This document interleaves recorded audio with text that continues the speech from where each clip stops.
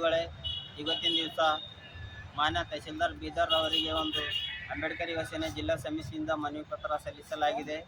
ಮಗ್ದುಮ್ ಶ್ರೇಷ್ಠದಾರರು ಏನದ ಪರಿಶಿಷ್ಟ ಜಾತಿ, ಪರಿಶಿಷ್ಟ ಪಂಗಡ ಈ ಥರ ಮಹಿಳಾ ಸಿಬ್ಬಂದಿ ಮೇಲೆ ಏನದ ನಿರಂತರ ದಬ್ಬಾಳಿಕೆ ಮಾಡುತ್ತಿರುವುದನ್ನು ಖಂಡಿಸಿ ಇವತ್ತೇನದ ಒಂದು ಮನವಿ ಪತ್ರ ಕೊಟ್ಟಿದ್ದೇವೆ. ಮೊದಲು ಒಂದು ವಾರದ ಮೊದಲು ಏನದ ಮನವಿ ಪತ್ರ ಕೊಟ್ಟಿದ್ದೆವು. ಅದಕ್ಕೆ ಯಾವುದೇ ಥರದ ಕ್ರಿಯೆ ಕೊಡಲಿಲ್ಲ ತಹಸೀಲ್ದಾರರು. ಅದರ ಸಲುವಾಗಿ ಮತ್ತು ಇವತ್ತಿನ ದಿವಸ ಏನದ ಒಂದೇನದ ಮನವಿ ಪತ್ರ ಕೊಡುವ ಮುಖಾಂತರ ಇವರಿಗೇನದ ಒತ್ತಾಯ ಮಾಡಿದ್ದೇವೆ. ಅವ್ರ ಮೂಲತಃ ಹುದ್ದೆ ಲಿಂಗಸೂರಿನಲ್ಲಿದೆ. ಆದರೆ ಏನದ ಸರ್ಕಾರದ ಅಧೀನ ಕಾರ್ಯದರ್ಶಿ ಏನದ ಅವ್ರಿಗೆ ಮೂಲತಃ ಹುದ್ದೆ ಕಳಿಸ್ರಂತ ಹೇಳಿದ್ರು ಕೂಡ ಏನದ ಮಾನ್ಯ ತಹಸೀಲ್ದಾರ್ ಏನದ ಅವ್ರಿಗೆ ಮೂಲತಃ ಹುದ್ದೆಗೆ ಏನದ ಕಳಿಸ್ಲಕ್ಕ ಇನ್ನೂ ವಿಳಂಬ ಮಾಡ್ತಿದ್ದಾರ. ಅದ್ರ ಸಲುವಾಗಿ ಏನದ ಕೂಡಲೇ ಅವರನ್ನು ಮೂಲತಃ ಹುದ್ದೆಗೆ ಏನದ ಕಳಿಸ್ಬೇಕು.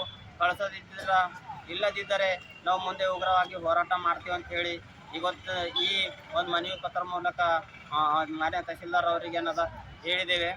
ಹಾಗೂ ಮತ್ತು ಒಂದು ಮಹಿಳಾ ಸಿಬ್ಬಂದಿಗೆ ಏನದ 5-6 ತಿಂಗಳು ಏನದ ಕೆಲಸ ಮಾಡ್ಕೊಂಡು ಅವರು ವೇತನ ಕೂಡ ಮಾಡಿಲ್ಲ.